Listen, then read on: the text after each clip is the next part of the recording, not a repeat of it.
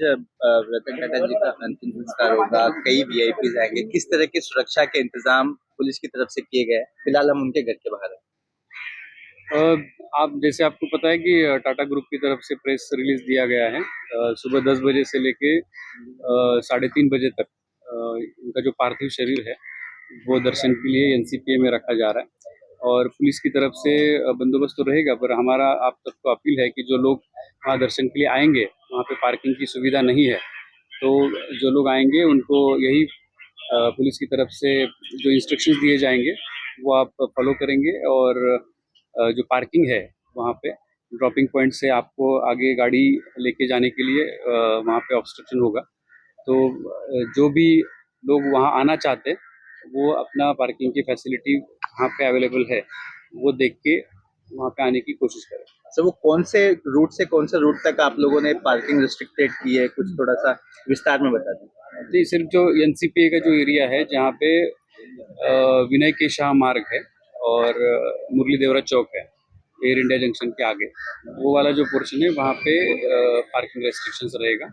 और वहाँ पे जो लोग आएंगे उनको 10 से 3 बजे तक दर्शन वो ले सकते हैं, परंतु वहाँ पे पार्किंग की फैसिलिटी नहीं है।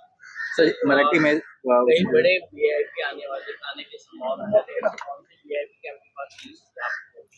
मैं उसके बारे में कुछ कमेंट नहीं कर सकता मैं। अब हमारा सिर्फ पुलिस का जो बंदोबस्त है वो वहाँ पे और रूट पे भी लगा हुआ है। नरीमन पॉइंट से वर्ली अंत्ययात्रा मराठी हे अतिशय दुःखद अशा प्रकारची घटना आहे। श्री रतन टाटा हे केवळ एक यशस्वी उद्योगपतीच नव्हते, तर एक अतिशय मोठ्या मनाचा व्यक्ती होता। रतन टाटांनी देशामध्ये उद्योग तर उभे केलेच आणि त्यासोबत एक मोठी विश्वासार्हता उभी केली आणि टाटा हा जो ब्रँड आहे हा ग्लोबल केला, जगाच्या पाठीवर विश्वासार्हता त्यांनी उभी केली। पण त्याचवेळी आपली सगळी संपत्ती ही टाटा ट्रस्टच्या माध्यमातून त्या ठिकाणी विश्वस्त व्यवस्थेत त्यांनी ठेवली आणि त्यातून टाटा ट्रस्टने केलेलं जे काही कार्य आहे, विशेषतः विविध क्षेत्रांमध्ये त्यांनी समाज उपयोगी केलेलं जे काम आहे, संशोधनाच्या क्षेत्रात केलेलं जे काम आहे, अशा सगळ्याच गोष्टी मला असं वाटतं अतिशय पथदर्शी अशा प्रकारच्या आहेत। त्यामुळे रतन टाटा एक असे व्यक्ती आहेत की जे स्वतःपेक्षा समाजाकरता आणि देशाकरता जास्त जगले आहेत। अशा प्रकारचा व्यक्ती निघून जाणं हे या देशाचं फार मोठं नुकसान आहे। खरं म्हणजे त्यांची जागा कोणीच भरू शकत नाही। मी त्यांना विनम्र श्रद्धांजली अर्पण करतो आणि त्यांच्या आत्म्याला शांती मिळो अशी ईश्वरचरणी प्रार्थना करतो। अंत्यसंस्कार कशा पद्धतीने होणार आहेत त्या संदर्भात काही माहिती आहे का?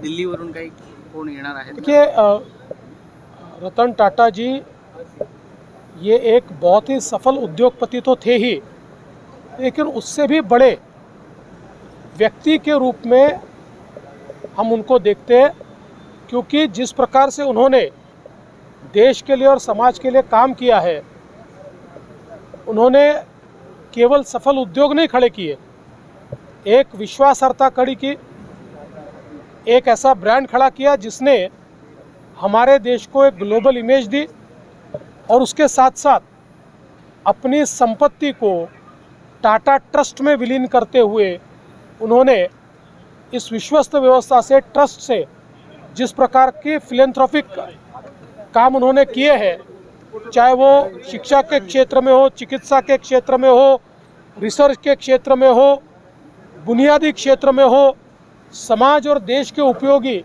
जो कार्य उन्होंने टाटा ट्रस्ट के माध्यम से किए हैं, मैं ऐसा मानता हूँ कि जितने महत्वपूर्ण उनके उद्योग है उतने महत्वपूर्ण ये कार्य भी है।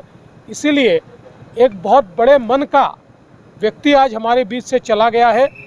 देश के लिए ये बहुत बड़ा नुकसान है। सर, अंत्यसंस्कार की बारे में थोड़ी जानकारी दीजिए। अजून त्या संदर्भात अधिकृतरित्या त्यांचे लोक जाहीर करतील। आता जी काही माहिती मला देण्यात आली आहे, उद्या NCPA मध्ये 4 वाजेपर्यंत त्यांना ठेवण्यात येणार आहे आणि त्याच्यानंतर अंत्यसंस्कार होतील. पण या संदर्भात जे काही अधिकृत घोषणा आहे ती त्यांनी केलेली अधिक योग्य असेल. देखिए अभी इसकी कोई जानकारी नहीं है, जानकारी मिलेगी तो आपको बताएंगे. Thank you sir, thank you. Sir ये देश के लिए एक अपूर्णीय क्षति है. सर का हमारे बीच से सर मराठी हिंदी सर हाँ रतन टाटा यांचं आज दुःखद निधन झालं. ही बातमी ऐकून अतिशय मनाला वेदना आणि ही घटना दुःखद आणि मनाला चटका लावून जाणारी आहे. एक अनमोल दुर्मिळ रत्न हरपलं, भारताचा कोहिनूर हरपला असं म्हटलं तर वावगं ठरणार नाही. कारण रतन टाटा यांचं योगदान आहे देशासाठी. एक उद्योजक असून एक देशप्रेम, एक देशासाठी काहीतरी करावं ही प्रामाणिक इच्छा असणारा हा माणूस एवढ्या मोठ्या उंचीवर गेल्यानंतर देखील जमिनीशी ज्यांचं नाळ जुळली होती, एक अतिशय डाऊन टू अर्थ अशा प्रकारचं ते जीवन जगले. साधी राहणी आणि उच्च विचारसरणी अशा प्रकारचं जीवन ते जगले. मी जेव्हा मुख्यमंत्री झालो तेव्हा पहिल्यांदा त्यांना भेटलो त्यांच्या घरी जाऊन. तेव्हा माझ्या मनामध्ये तर त्यांच्याबद्दल खूप आदर, रिस्पेक्ट, जिव्हाळा होता. परंतु कितीतरी पटीने तो आणखी वाढला. आणि एवढ्या मोठ्या उंचीवर असलेला माणूस एवढ्या जमिनीशी जुळलेला कसा असू शकतो याचं ज्वलंत उदाहरण रतन टाटाजी आहे. आणि हा भारताचा, देशाचा, महाराष्ट्राचा अभिमान ते होते. आणि महाराष्ट्र सरकारच्या वतीने देखील त्यांना नुकताच उद्योगरत्न पुरस्कारही दिला होता. परंतु त्या उद्योगरत्न पुरस्कार रतन टाटाजी यांना दिल्यामुळे त्या पुरस्काराची उंची वाढली. एवढं उंचीचं काम, एवढं मोठं कर्तृत्व त्यांचं होतं. एक जिवंत आख्यायिका होती ती. त्यांना पाहिल्यानंतर अनेक लोकांना ऊर्जा यायची आणि अनेक हजारो लाखो उद्योजक त्यांनी घडवले.